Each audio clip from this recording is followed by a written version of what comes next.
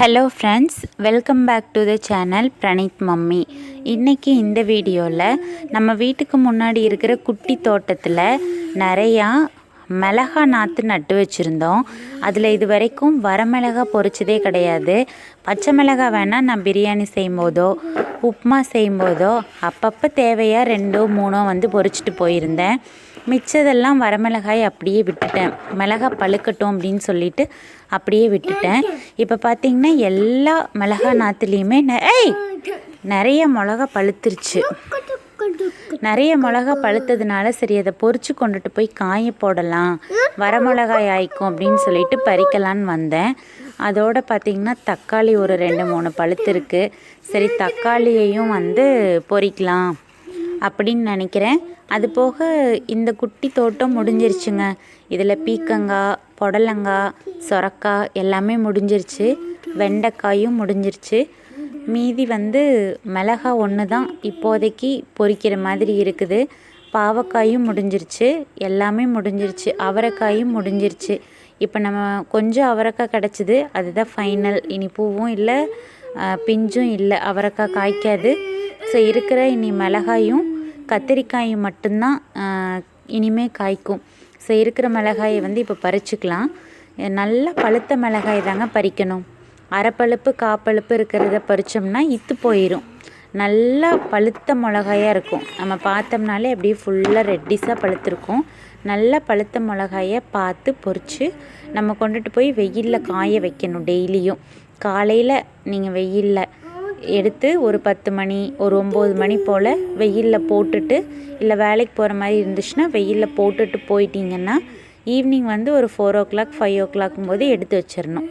இப்போ நான் காமிச்சேன் பார்த்தீங்களா, இது வந்து அரைப்பழுப்பு இருக்கிறது, அது பொரிக்கக்கூடாது. இப்போ காமிக்கிறேன் பார்த்தீங்களா, இது முழு பழுப்பு நான் பொரிச்சு போட்டிருக்கேன் பார்த்தீங்களா. அப்படியே ஃபுல்லாக ரெட் கலரில் மாறிடும். ரெட்டிஷாக இருக்கும் பார்க்குறதுக்கே, அவ்வளோ அழகாக பியூட்டிஃபுல்லாக இருக்கும் ரெட் கலரில். அதுதான் பொரிக்கணும். இதில் பார்த்தீங்களா, இது வந்து கால் பச்சை இருக்குது. பச்சை இருந்தால் அதை பொரிக்கக்கூடாது, நம்ம விட்டுறணும்.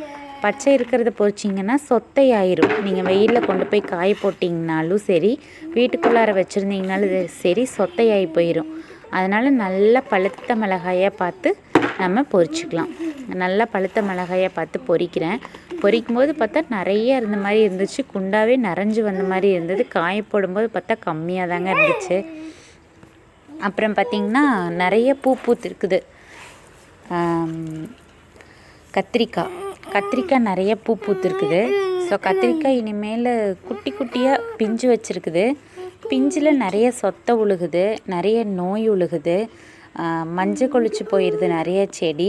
ஸோ இனிமேல் எவ்வளோ காய்க்குன்னு தெரியல. இனிமேல் காய்க்கிறது கடைசி பழுப்பு, கடைசி காய்.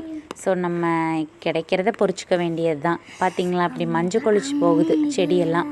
இது ஒரு செடியிலேருந்து இன்னொரு செடிக்கு பரவி டோட்டலாகவே ஸ்பாயில் பண்ணிடும். அதுக்கப்புறம் இருக்காது நம்மளுக்கு. எல்லாமே ஃபுல் செடியுமே ஸ்பாயில் ஆயிரும்.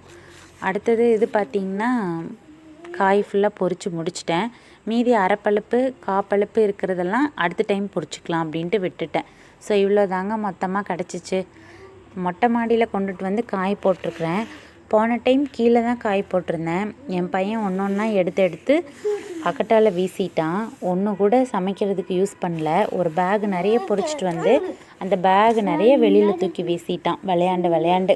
அதனால் இனிமேல் நம்ம கீழே காய் போட வேண்டாம், மொட்டை மாடியில் கொண்டு வந்து காய் போட்டுக்கலாம் அப்படின்னு சொல்லிட்டு காய் போட்டு அப்படியே விட்டுட்டேன். ஈவினிங் வந்து எடுக்கிறதில்ல, சரியாக டைம் இல்லை. காலையில் எடுத்து போட்டுட்டு போகிறக்கு டைம் இல்லை. திருப்பி ஈவினிங் வந்து எடுத்து வைக்கிறதுக்கு டைம் இல்லாததுனால சரி பனியில் கிடந்தாலும் பரவாயில்ல, அதே பனியில் கிடந்து வெயிலில் கிடந்து அப்படியே காஞ்சி எவ்வளோ வரமிளகாய் ஆகுதோ அதை யூஸ் பண்ணிக்கலாம் அப்படின்ட்டு மேலே கொண்டாந்து போட்டுட்டேங்க. இந்த வீடியோ உங்களுக்கு பிடிச்சிருக்குன்னு நினைக்கிறேன். மறக்காமல் சப்ஸ்கிரைப் பண்ணிக்கோங்க. Thank you so much.